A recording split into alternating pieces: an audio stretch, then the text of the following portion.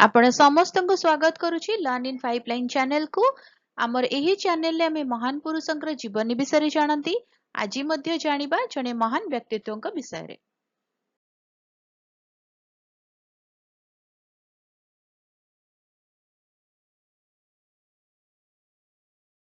Morarji Desai February 29 1896 रे भारतर वर्तमान रो गुजरात राज्यर बुलसर निकटवर्ती बादेली ग्राम रे जन्म ग्रहण करथिले।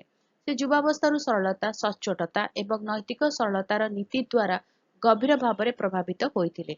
प्रारंभ में से ब्रिटिश भारतर अधीन डेपुटी कलेक्टर भाव में सिविल सेवारे जोग देइथिले। महात्मा गांधी नागरिक अमान्यतार डाकरा द्वारा अनुप्राणित होई देसाई 1930 मसीह सिविल सेवारू इस्तीफा देइथिले। से भारतीय जातीय कांग्रेस जोग देइथिले एवं स्वाधीनता संग्राम रे सक्रिय भाव में अंशग्रहण करथिले। सत्याग्रह एवं अन्यान्य प्रतिवाद रे तांकर भूमिका पाई देसाई को ब्रिटिश माने बहुबार गिरफ्त करथिले।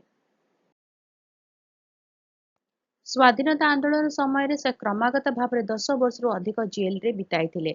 1940 दशकर प्रारंभ सुधा से बॉम्बे राज्य रे जड़े प्रमुख कांग्रेस नेता होई जाइथिले। से भारत सरकार आईन 1935 अधीन रे प्रादेशिक मंत्री पद रे कार्य करथिले। देसाई तांकर दृढ़ श्रृंखला एवं अविनाशी चरित्र पाई जनाशुना थिले।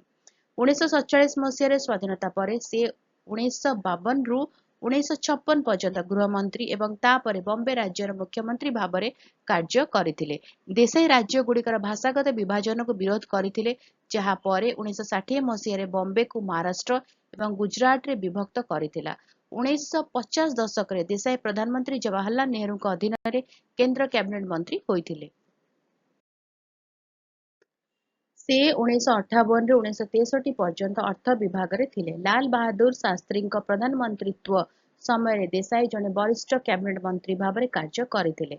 1966 मसीह शास्त्री मृत्यु पर देसाई प्रधानमंत्री पद पर प्रतिद्वंदिता करथिले, किंतु इंदिरा गांधी ठारू परास्त होइथिले। से 1967 रु 1969 पर्यंत इंदिरा गांधी कैबिनेट रे उप प्रधानमंत्री एवं अर्थमंत्री भाव में कार्य करथिले। जरूरीकालीन परिस्थिति समय देसाई 19 मास जेल रे बिताइथिले। मोरारजी देसाई भारतर चतुर्थ प्रधानमंत्री एवं प्रथम अण कांग्रेस प्रधानमंत्री होइथिले। से 24 मार्च 1977 रु 28 जुलाई 1979 पर्यंत कार्य करथिले। देसाई भारत रत्न समेत अनेक पुरस्कार पाइथिले। वीडियो केमती लागला मते कमेंट करके जणाइबो। जदि भल लागला टिके लाइक कर दबो, वीडियो को जतो शेयर करो, चैनल को सब्सक्राइब करी बेल आइकन प्रेस करी ऑल नोटिफिकेशन को ऑन रखि थाओ। तले देखा बाकी वीडियो रे। रहुची नमस्कार।